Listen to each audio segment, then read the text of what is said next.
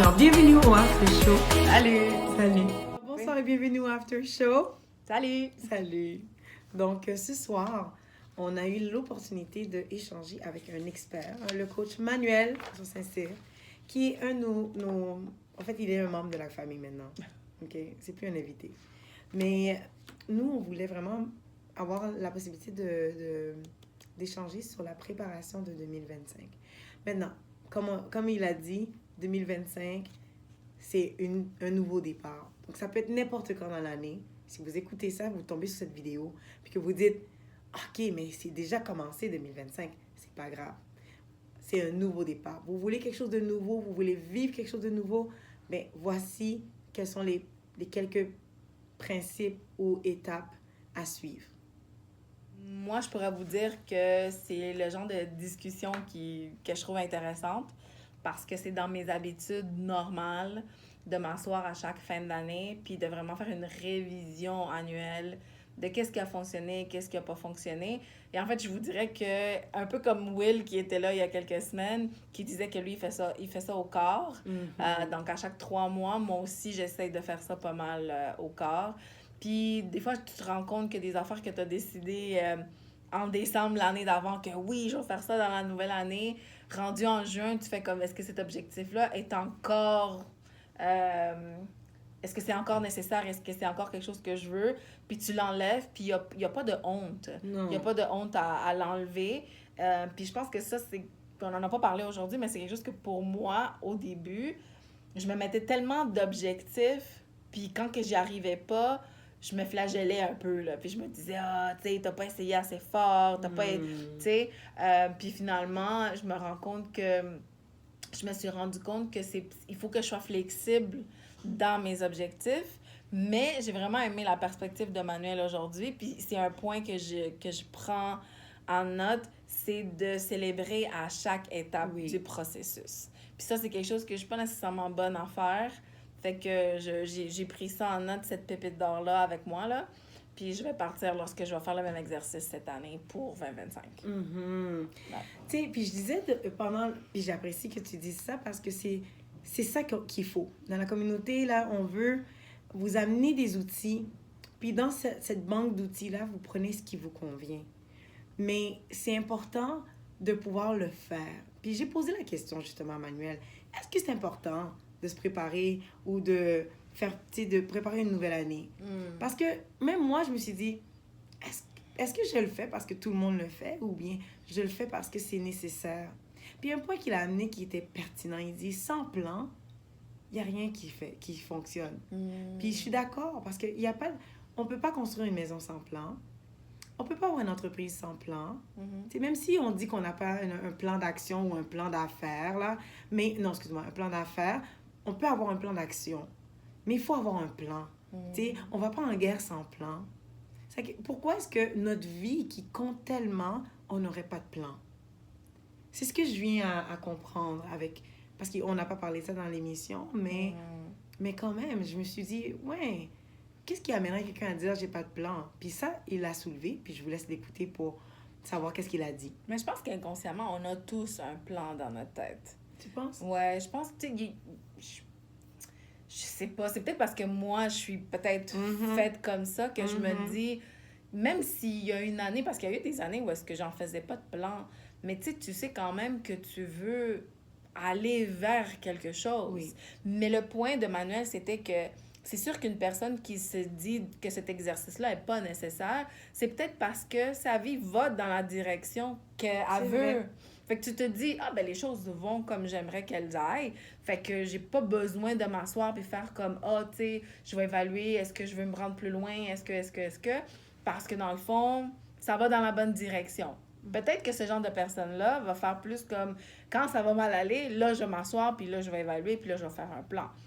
Fait que ça se peut. Mais l'autre point qui a amené aussi, puis j'ai beaucoup aimé, c'est que, deuxième pépite que je prends, c'est que souvent, on fait pas de plan pour quand ton plan, il fonctionne pas. Ça, c'était... Ça, il fallait pas le dire.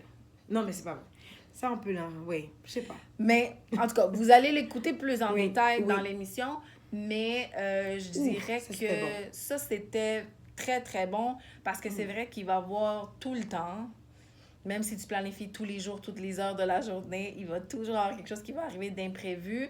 Puis c'est là où est-ce qu'il faut être flexible, c'est là qu'il faut se donner un peu de grâce à soi-même puis faire comme, OK, c'est OK, là. Je me suis pas entraînée 5 fois cette semaine, mais 2, c'est quand même bon. Au moins, j'ai fait quelque chose. Puis de continuer et de pas arrêter. Fait que, puis je dis entraîner, mais ça marche pour n'importe quel objectif, là. N'importe quel objectif. Ouais, fait que... puis une affaire qu'on n'a pas parlé aussi, puis que peut-être à une autre occasion, on pourrait en parler peut-être l'année prochaine, je sais pas. Mais un point qu'on n'a pas parlé... Elle veut faire une partie 2, hein? Vous voyez? Elle veut faire une non, il n'y a pas d'after show number 2, là. Non, non, non. Qu'est-ce que je veux dire? C'est que... Ah, tu vois, tu m'as fait oublier mon point! Ah, excusez! Qu'est-ce que j'allais dire? Ah oui, que... Tu sais, justement, moi, qu'est-ce que j'ai appris? C'est que quand que je fais mon plan, c'est que ça dépend aussi dans la saison dans laquelle je suis. Parce que... Tu sais, je veux dire, une maman qui vient juste d'accoucher puis qui a un bébé, mais tu sais, peut-être qu'elle veut full gros se mettre en forme, mais mettons les 2 premiers mois, là, c'est peut-être pas ça sa priorité, puis elle pourra pas. Peut-être ça va prendre une autre forme, même si elle veut dire, oui, je vais aller au gym tous les jours, hein, ou, tu sais, je sais pas moi, si t'es en train si t'es malade ou quelque chose comme ça, puis tu veux absolument faire quelque chose puis t'es pas capable. Je disais, il faut prendre en considération la saison dans laquelle on est puis s'ajuster en conséquence aussi, tu sais. Il faut prendre en considération la saison dans laquelle on est. Moi, ça, c'est quelque chose que moi, j'ai appris avec le temps. Oui, parce qu'il disait, pour faire un nouveau plan, faire un plan, ben, il faut savoir d'où on part. Ouais. Si on sait d'où on part, ça veut dire qu'on a observé ce qui s'est passé. Puis ça, je pense que c'est important. Moi, c'est pour ça que je trouve que préparer la nouvelle année, c'est de prendre en considération ce qu'on a vécu avant. Ouais. Donc, ça permet de voir les victoires, les bonnes, ce qui a marché, ce qui n'a pas fonctionné, ce qui a fonctionné, ce qui n'a pas fonctionné. Puis de pouvoir avoir une perspective de « wow, tout ce que j'ai accompli. » Tu sais, qu'est-ce que maintenant, face à tout ce que j'ai vécu, je veux ajouter ou investir ou améliorer ou perfectionner ou qui sait. Et c'est là de dire, OK, c'est quoi, c'est pourquoi, c'est pour qui, hein? Et aussi, comment est-ce que je vais rester motivée? Mais de prendre en considération aussi qui tu es. Je pense qu'il a dit ça. Oui, il a dit ça. Ouais. Qui tu es, donc la connaissance de soi. Ouais. Puis il a donné 2 autres points. 2 autres points, donc encore très important à aller voir, à l'écouter pour être en mesure de savoir quels sont ces 2 autres points-là. Mais si tu remarques, ça revient souvent, ça, dans nos conversations, le savoir qui tu es, ton identité. Oui. Ton identité, ça revient souvent. Ah, mais je pense que ça me revient quand on a parlé avec les mamans qui ne voulaient pas avoir d'enfants. Oui. On a parlé aussi de ça il me semble que dans le dating. Dans le dating aussi, qui tu es. On a parlé aussi de ça avec les mamans, avec Lisa et... L'épanouissement, qui ont vu la différence. Ouais, c'est ça. Puis Lisa, elle disait, ben, tu sais, il faut surtout apprendre à ton enfant qui il est, son identité, que c'est pas sa couleur, ça. Fait que je pense que ça part tout de là.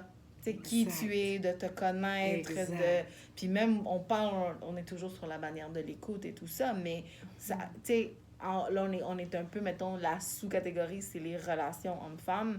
Fait que Edna, elle en parle souvent, tu sais. Si tu sais pas qui tu es, tu ne sauras pas avec qui t'associer, dans le fond. C'est vrai. Et je pense que ça part beaucoup, beaucoup de là. Puis c'est un thème récurrent depuis qu'on a commencé les discussions cet été, là. Je remarque ça.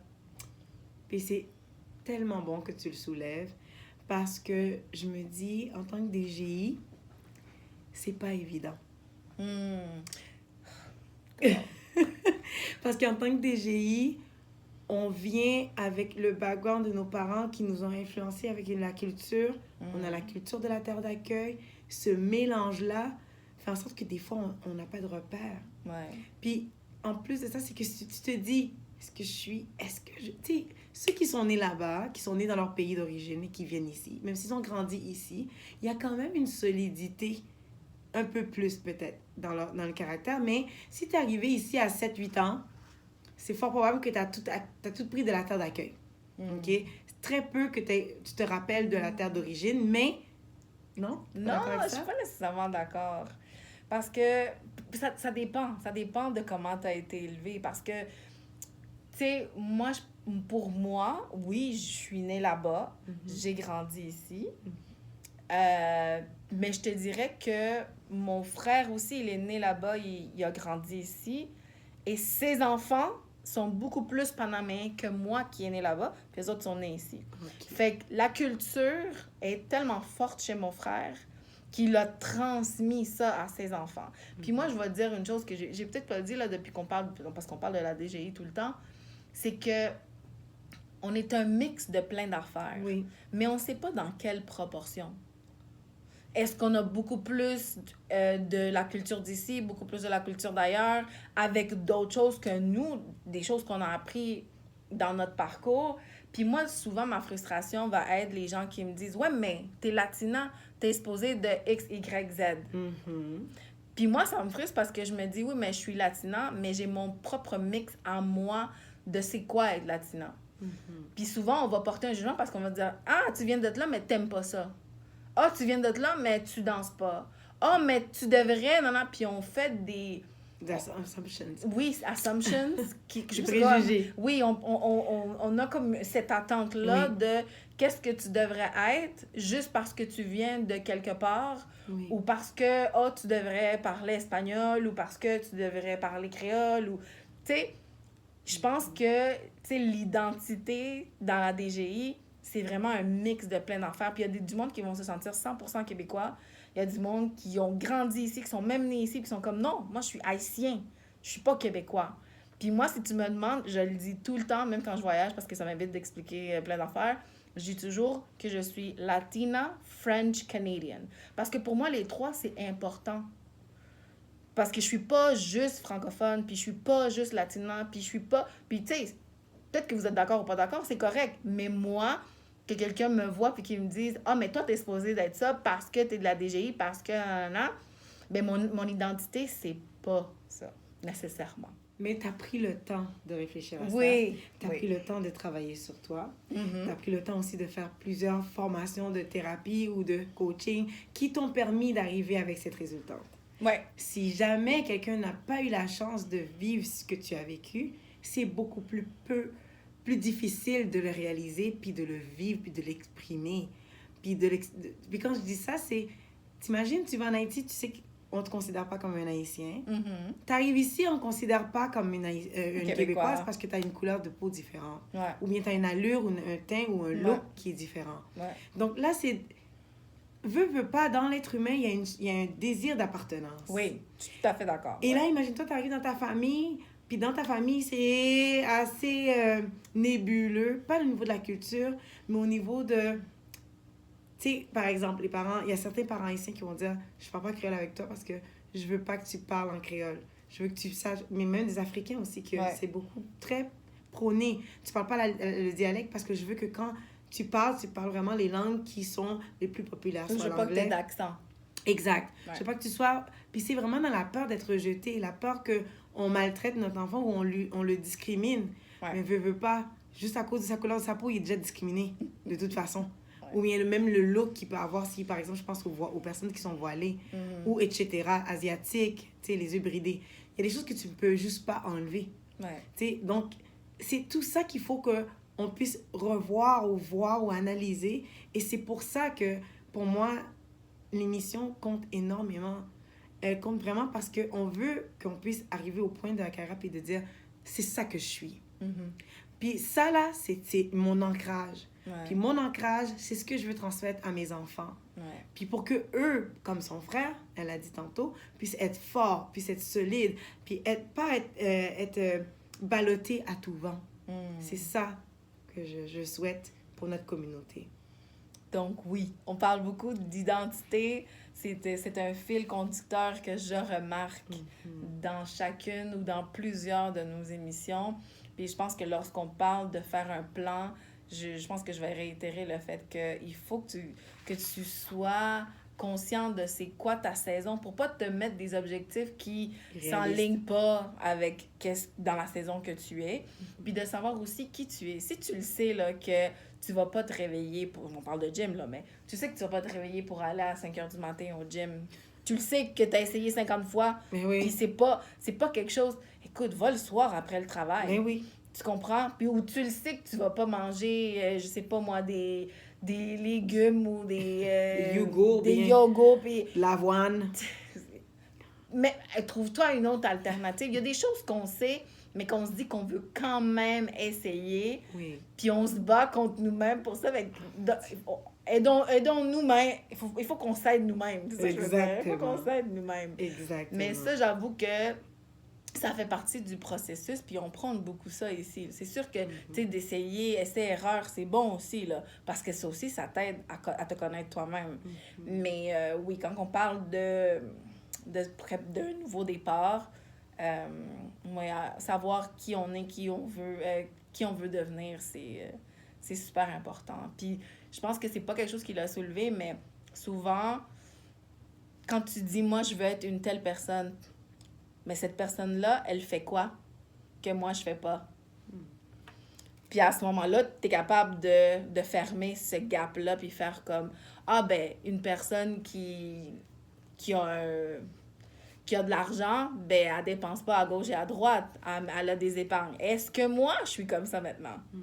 Non. OK. Fait qu'il va falloir que je fasse des actions, prendre des actions qui vont m'emmener vers là.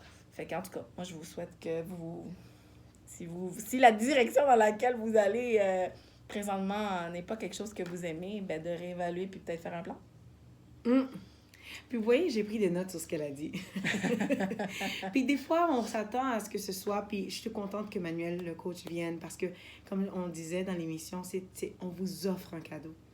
Ça, c'est des heures ou 1 heure qu'on a passé avec lui qui, normalement, auraient dû être payées. Ouais. Puis que nous, on a l'opportunité de partager avec vous. Parce que c'est ce qu'on fait, c'est se créer un réseau, un bassin de personnes d'excellence. Même les gens d'AGI qui viennent à l'émission, qui sont nos invités, ils vous partagent leur vie. Ouais. Donc, c'est ça qui fait en sorte qu'il y a de la valeur dans cette émission. Il y a de la valeur, ce qui est discuté à chaque semaine. Donc, prenez note de ce qui est dit.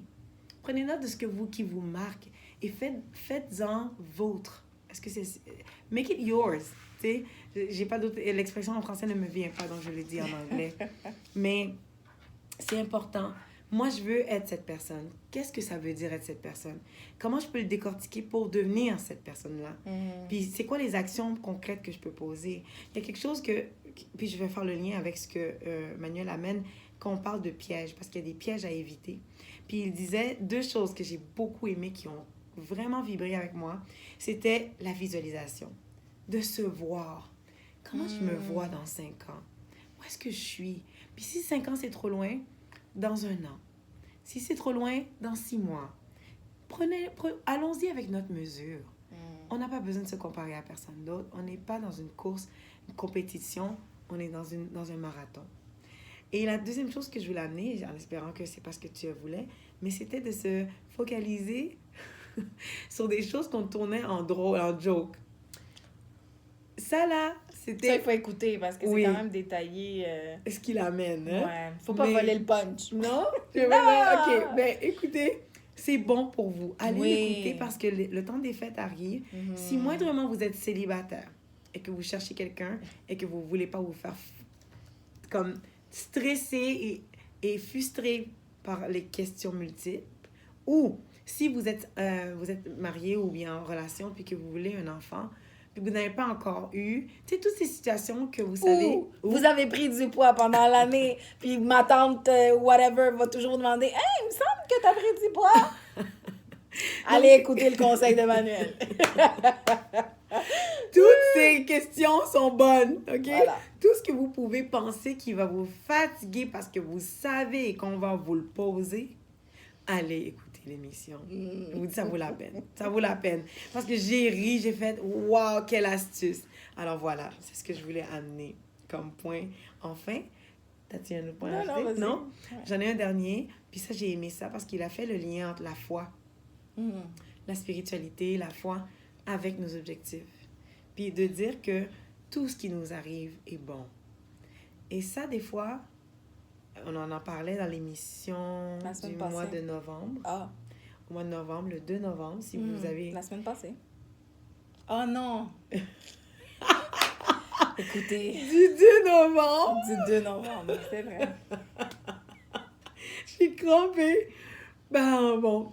Ouais, donc on en a parlé On en dans a l'émission parlé. du 2 novembre. Exactement. Mhm. C'était de dire, il y a des enjeux qu'on pense qui appartiennent uniquement à ceux qui n'ont pas de foi ou qui n'ont pas de conviction. Mais que c'est pas nécessairement vrai. Et de savoir que tout ce qui nous arrive est bon, même dans le malheur. Et il donne un exemple précis, hein? Il donne un exemple précis d'une personne qui a vécu ça. Puis de comprendre que il y a un cadeau. Il y a un cadeau. Et on rentre dans la période des fêtes. Et dans cette période des fêtes, c'est de voir tous les cadeaux, même dans les moments les plus difficiles. Qu'est-ce qu'on peut retirer de cet événement-là? Qu'est-ce qu'on peut retirer de cet événement-là? C'est ça. Donc, c'est de dire, de voir la leçon, même dans la situation qui est difficile, c'est ça? La leçon ou quelles sont les opportunités qui ont été créées à travers cette difficulté-là? Parce que des fois, on se focus beaucoup sur pourquoi c'est arrivé à moi, pourquoi... Tandis que... Oui, on dit pas souvent, qu'est-ce que je dois apprendre de Oui. ça? Qu'est-ce qui est bon pour moi là-dedans? Et même de juste dire, c'est bon. C'est bon, même si c'est dur, c'est bon. Ouf. Je sais, on n'est pas encore... Moi, en tout cas, moi, je suis pas encore rendue là. Non, moi non plus. Je veux y arriver, par contre. Parce que je crois que ça nous positionne dans un espace de bonheur réel. Ouais. Ouais. Moi, je dirais juste qu'il faut pas non plus aller dans le positivisme extrême, à l'autre côté Non, c'est de... pas ça. Non, je sais que le point de Manuel n'était pas ça, mais des fois, tu sais, on essaie tellement de rester positif dans nos malheurs que c'est un peu comme... Se mentir à soi-même. Oui, être se hypocrite. mentir à soi-même pour justement pas sentir l'ampleur de qu'est-ce que la situation difficile, la situation qui est en train d'arriver, qu'est-ce que ça nous fait sentir pour vrai. Mais Donc, c'est il faut pour pas, ça. il faut pas éviter non plus. Mais, ouais, en tout cas, c'est un processus. Si vous autres, vous êtes capables, puis vous avez des trucs, donnez-nous-les. Moi, je suis pas encore rendue là. Mais je comprends le point de Manuel. Et Je ça, pense qu'avec du recul, je serais capable de... Sur le Oui. coup, peut-être, moins. sur le coup, c'est pas facile. Puis c'est ça qu'il faut analyser, reconnaître. En fait, faut le reconnaître. Parce que si on le reconnaît pas, on fait de l'évitement. L'évitement, c'est parce qu'on veut grandir puis être sain. Sain dans tout l'ensemble de nous-mêmes. Ouais. Mais c'est de se dire, OK, c'est arrivé. Tu peux pas l'éviter, c'est arrivé, le malheur est arrivé. Ouais. Maintenant, c'est comment est-ce que je vais grandir de ça? Et c'est ça qui fait la différence, au fait. Comment est-ce que je vais grandir de ça? Comment est-ce que je vais le voir autrement? Ou même, il faut laisser le temps des fois. Il faut laisser le temps, puis après le voir. Comme tu as dit, avoir du recul. Puis, on a des choses à vous annoncer pour la nouvelle année, évidemment, qui vont être différentes, mais qui vont toujours rester dans la même optique.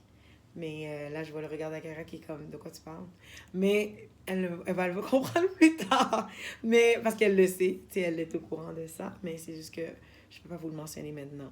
Donc, vraiment, restez à l'affût. Mais ça va aller dans le sens de ce qu'on est en train de dire. C'est-à-dire que tout ce qu'on voit en ce moment avec l'émission, avec Manuel, va avoir son lot d'importance pour nous en 2025. Et avec vous. Yes. Ça te donne une cloche, là? Oui. Non, Ok, je sais d'accord, de quoi d'accord. tu parles, mais... Ok, d'accord. Ok. Je pensais qu'elle ne comprenait pas. Non, je comprends. C'est juste que je regardais ça pour un autre moment. Ah, pardon. Ouais. Tu vois, hein? On va y arriver. Mais de toute façon, j'ai rien dit. Bon. Sur ce, on vous dit à bientôt. À bientôt. Peut-être la semaine prochaine, mais sûrement bientôt.